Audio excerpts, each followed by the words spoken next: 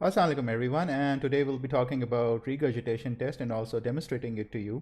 This is a relatively easy test, and it is quite similar to digital tonometry in the sense that both require uh, clipping your nails in addition to coming in contact with the patient and also looking for certain um, anomalies before you can actually proceed for the test. So what is regurgitation test? This is basically pressure over the lacrimal sac to determine if there is a nasolacrimal duct obstruction. This test is also known as a Roplast test, which is regurgitation on pressure over lacrimal sac, or Roplast. This is a term that is quite often used in North America. So for the major prerequisites are clipped nail and a comfortable seating position for your patient. And you also need a torch, which you should have on yourself.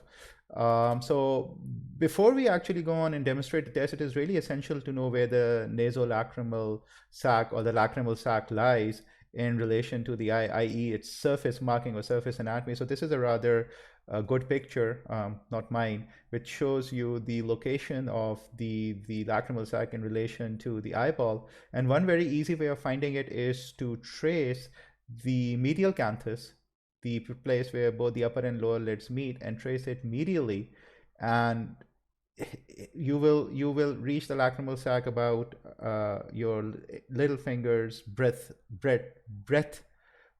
away. So the width of your little finger, in easier terms, is the distance between the inner canthus of your eye and the lacrimal sac. The other way to trace it is to feel for this cord-like structure, which is the medial canthal tendon, and you can feel it sorry, as you palpate medially to the medial canthus, and the lacrimal sac, the bulk of the lacrimal sac lies under and below the medial canthal ligament. The apex of the sac lies above it, but the bulk of the sac is either behind the ligament or below it. So you need to know where to press. If you're pressing here, the examiner knows you don't know where the sac is. If you're pressing here, the examiner knows you don't know where the sac is. So you need to know where the sac is. The easiest way is to follow inwards from where the two eyelids meet, i.e. the medial canthus, and about your little finger's width away is the lacrimal sac. So this is the area to press. Okay, so this is the way you do it, and the video will demonstrate it. It's rather easy as when you know where the sac is. The most important thing is your fingernail of your index finger, little finger, should be clipped, and you're pressing on the sac with the pulp of your finger. You're not jabbing your nail into the patient, and your eyes should always be looking for the discharge. So the examiner is looking where your eyes are. And to make it easier for the patient, you can ask the patient to look away from where your finger is, like I'm doing here, and it'll be demonstrated in the video as well. So two things that are really important, three rather: nail clipped, pressing at an appropriate place where the sac is located with the pulp of your finger, little finger, not the nail. Don't jab your nail in. And thirdly, keep your eyes focused on where the discharge is. Sometimes if you can't really locate the discharge, you can use a torchlight together during the test and try and get a better visualization of discharge. So how do we record normal findings? Normal finding is rather easy. Regurgitation test negative, and it's for the right and left eyes, because regurgitation test can be done for both eyes or either eyes depending upon what the examiner is asking you. And it's written just like visual acuity is written, right eye at the top, left eye at the bottom. We'll show you that at the end of the video.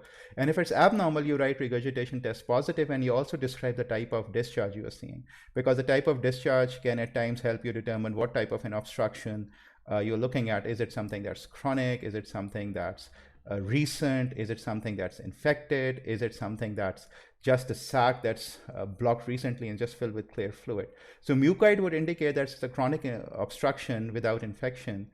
A purulent or a mucopurulent discharge would mean that there is an active infection in the process. This is one of the things that is an anomaly that might prevent you from doing the test, and it's just coming up. And if on regurgitation you see clear water coming out, it's something that's very recent and something that is telling you that the obstruction is early, or at times what patients do, they learn to empty their sac themselves. So the patient might have come by emptying the sac him or herself. So all you are getting during your own assessment is just clear watery discharge.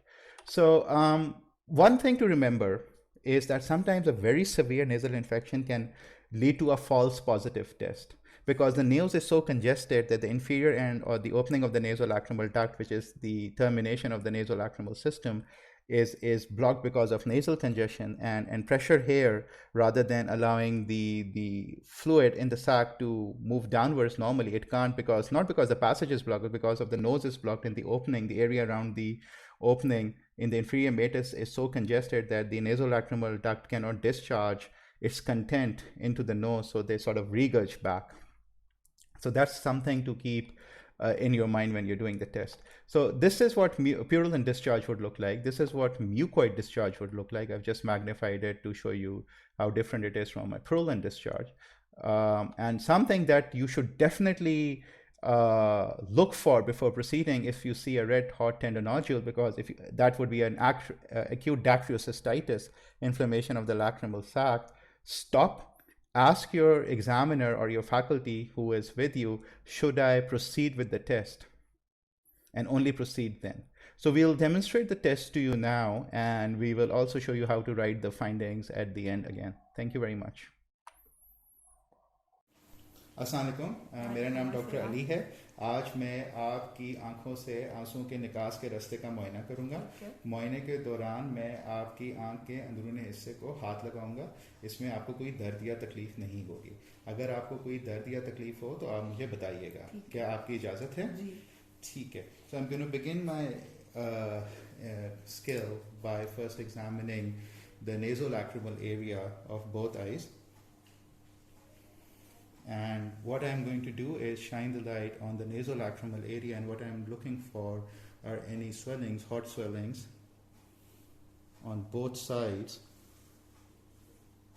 So if I see any, I'm going to ask my patient, do you feel any pain in this area? Since I see no swelling, I can proceed further with the test. And what I'm going to do is make sure that on my little finger, the nail is properly clipped. And I'm going to warm it up by rubbing it against the palm of my hand. Once it is comfortably warm, I'm going to begin my clinical skill. आपने मेरी उंगली की तरफ देखना है। जहाँ मैं अपनी उंगली लेके जाऊँ, आपने मेरी उंगली की तरफ देखना है। आंखें वहाँ घुमाइएगा, सर आपने वहाँ नहीं घुमाना। आप मेरे उंगली की तरफ देखिएगा। So you make the patient, the best way to do it is to make the patient look away from the nasolacrimal area. Depending upon which eye you are examining, you might want to make the patient look to the right or to the left. I'm beginning my examination by examining the patient's right eye. So I am using my left hand's index finger to make the patient look up and towards her right. इधर देखते रहिएगा मेरी उंगली को. I'm going to gently bring my little finger on the nasolacrimal area and gently palpate it, press it, and check for any regurgitation from the puncti. The examiner is looking where your eyes are. Are you looking at your finger or are you looking at the nasolacrimal area? Make sure you use the pulp of your finger to palpate and not jab the nail into the patient. अब आपने मेरी दाएं हाथ की sir सीधा रखिएगा, दाएं हाथ की उंगली को देखें, उंगली को देखती रहिएगा, ठीक है? And I'm going to use my left hand to palpate the nasolacrimal area using the pulp of my finger. Press gently to see if there is any regurgitation through the punctum. If you are having trouble looking, उधर ही देखते रहिएगा. You might bring in a torch, ask the patient to look, रोशनी में देखें, but this is usually not necessary.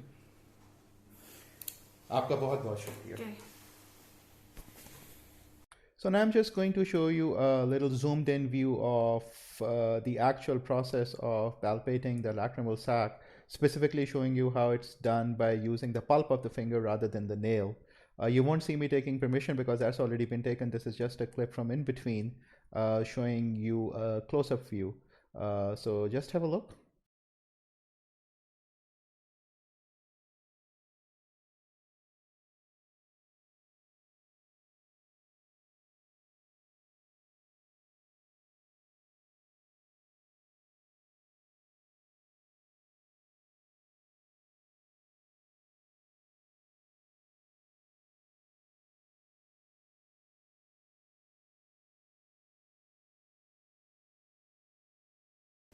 Okay, now we're going to write our interpretation of the regurgitation test, and to do it, we write regurgitation.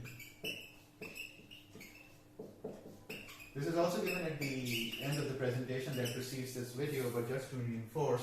And then we draw two lines just like we did for visual acuity, right eye at the top, left eye at the bottom, and if there was no regurgitation, you write regurgitation negative for both eyes. Now, let's just assume that regurgitation was positive, and it was positive for the right eye, so I'll just write positive here, maintaining this as negative, and I will qualify it by the type of discharge I saw. So for example, if the discharge was mucoid, I can write in bracket mucoid. If the discharge was mucopurulent, I could write mucopurulent, but it can only be of one type, so don't write everything. And if the discharge was simple clear water, I can write watery.